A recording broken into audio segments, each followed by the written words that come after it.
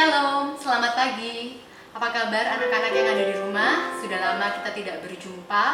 Pada kesempatan kali ini, teacher berharap kalian semua dalam keadaannya sehat-sehat. Masih semangat?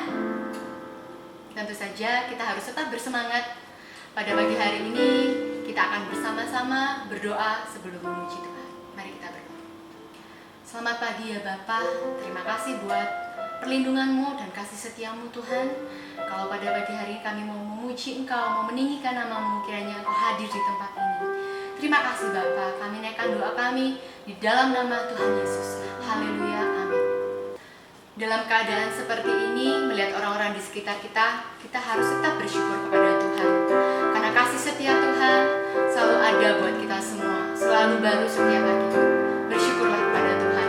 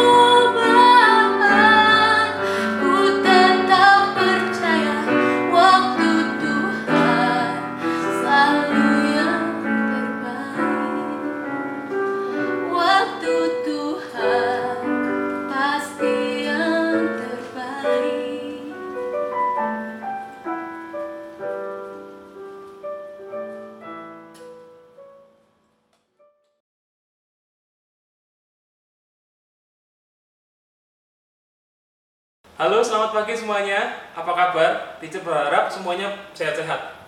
Sebelum kita membahas firman Tuhan pada pagi hari ini, ada baiknya kita berdoa dulu ya. Mari kita berdoa.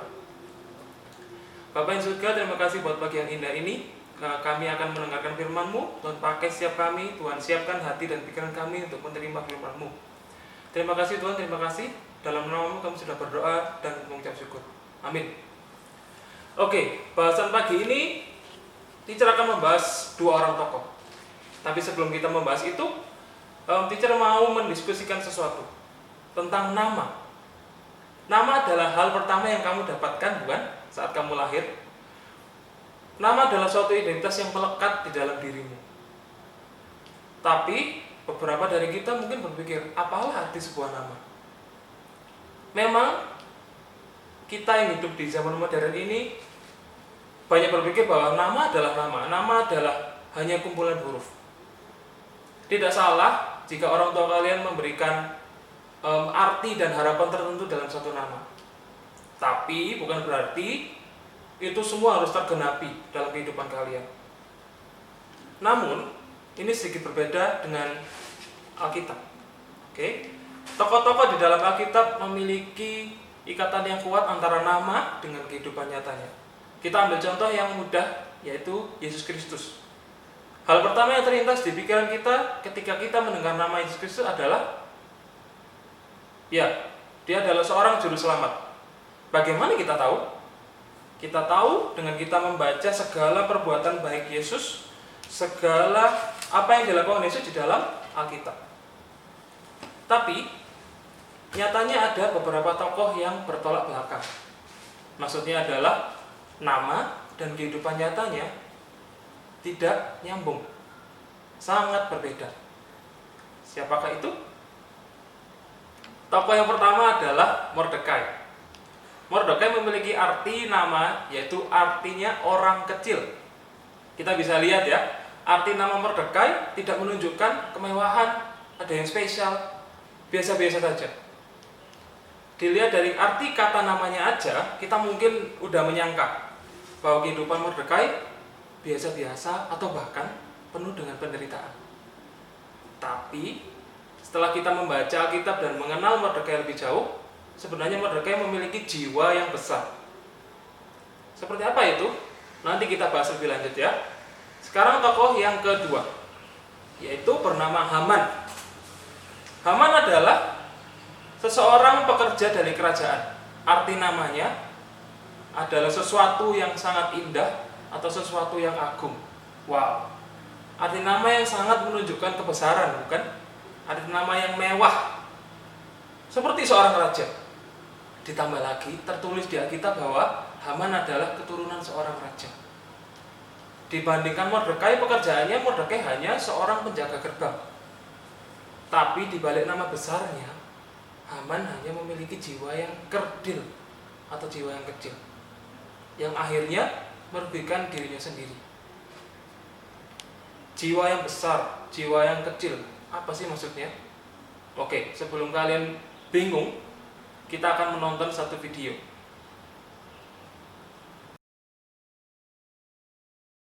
Oke, dari video yang barusan kita tonton tadi, mari kita coba bandingkan antara sosok Mordekai dengan sosok Haman, si orang kecil dan si agung. Oke, kita bahas dulu Mordekai. Mordekai memiliki keteguhan dalam memegang prinsip. Kita bisa melihat ketika Haman membuat peraturan, dia tahu bahwa peraturan yang dibuat Haman nggak tepat. Haman bukan raja. Haman tidak layak mendapatkan penghormatan yang lebih.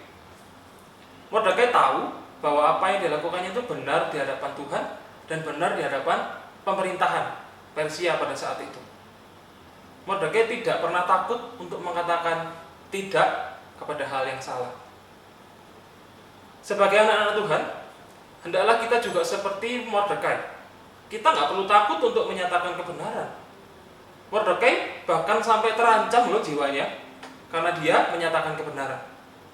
Namun karena dia percaya bahwa Tuhan selalu bersama dia, dan dia juga mempunyai hikmat dan kebijaksanaan yang datang dari Tuhan, dia bisa melalui permasalahannya itu.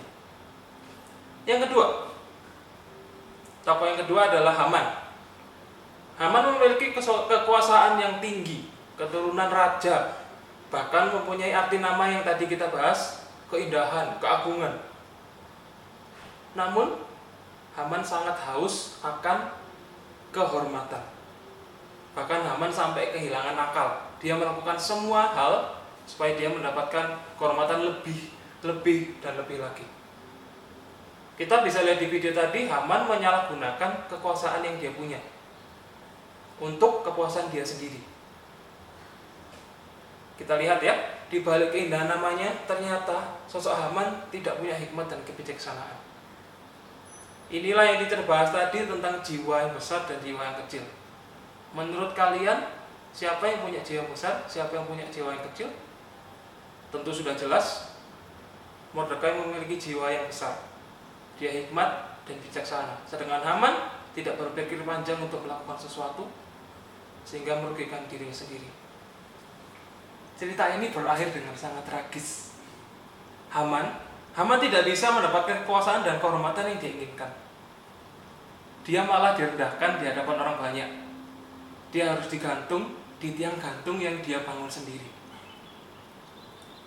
Orang yang digantung pada zaman itu adalah orang-orang yang sangat rendah di hadapan raja.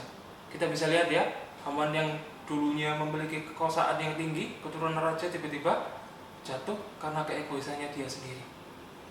Sedangkan Mordekai, akhirnya dia diangkat menjadi orang nomor 2 terpenting di kerajaan Persia. Ada beberapa poin penting yang harus kita ingat setelah kita mendengar kisah Mordekai ini. Ada 3 poin yang teacher ingin bagikan ke kalian. Yang pertama adalah kita harus tetap berhikmat dan bijaksana dalam menghadapi permasalahan dan mengambil keputusan. Terkadang kita terburu-buru untuk mengambil keputusan karena ingin cepat-cepat menyelesaikan masalah itu. Poin yang kedua adalah jangan takut untuk menyatakan kebenaran. Terkadang banyak dari kita yang masih takut untuk menyatakan kebenaran. Kalau kita benar, jangan takut untuk menghadapi masalah itu. Yang ketiga, selalu andalkan Tuhan ketika kamu mengambil keputusan atau sedang dalam posisi yang ragu-ragu. Itulah 3 poin yang bisa teacher bagikan. Mari kita tutupi ibadah kita dengan satu ayat yang terambil di dalam kitab Yohanes pasal 8 ayat 32. Teacher akan membacakan buat kalian. Yohanes 8 ayat 32. Dan kamu akan mengetahui kebenaran, dan kebenaran itu akan memerdekakan kamu. Kita bisa lihat di firman Tuhan ini, kebenaran akan memerdekakan kamu. Demikianlah chapel kita pada hari ini. Mari kita tutup di dalam doa.